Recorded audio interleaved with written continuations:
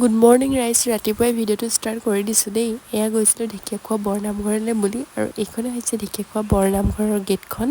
আৰু বহুত ধুনীয়াকৈ বনাইছে নহয়নে ৰাইজ। তাৰপৰা গ'লোঁ এয়া ভিতৰলৈ বুলি সোমাই, আৰু ইমান মানে আজি ভিৰ দেই, মানুহ দেখিছেই আৰু জন্মাষ্টমী যিহেতু। তাৰপৰা এয়া চাকি বন্তি জ্বলাই ল'লোঁ, আৰু সকলোৰে যাতে মনৰ আশা পূৰ্ণ হয় তাকে ভগৱানৰ ওচৰত প্ৰাৰ্থনা কৰিলোঁ। তাৰপৰা এই 500 বছৰ পুৰণি জ্বলি থকা এই চাকিগছিত তেল ঢালি সেৱা লৈ ল'লোঁ। তাৰপৰা গ'লোঁ ভিতৰলৈ বুলি, আৰু নামঘৰৰ ভিতৰতো সেৱা এটা লৈ আহিলোঁ পুখুৰীৰ ওচৰলৈ মাছ চাম বুলি। আৰু মাছ দেখিছেনে, ইমান মানে বহুত আছে দেই, ডাঙৰ ডাঙৰ মাছ, কিন্তু পুখুৰীটোহে ইমান লেতেৰা পানীবোৰ।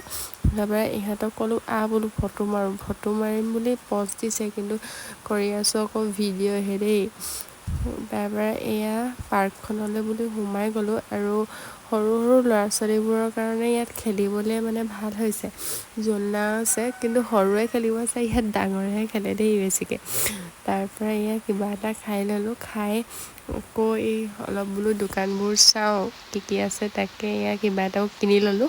কিনি এয়া আকৌ আহিলোঁ মইনাপুৰীয়া নামঘৰলৈ বুলি, আৰু এইটোৱে হৈছে মইনাপুৰীয়া নামঘৰ ভাগ। আৰু তাৰপৰা আকৌ গ'লোঁ আউনীআটী সত্ৰলৈ বুলি, আৰু পৰিৱেশটো ইমান ধুনীয়া দেখিছেনে।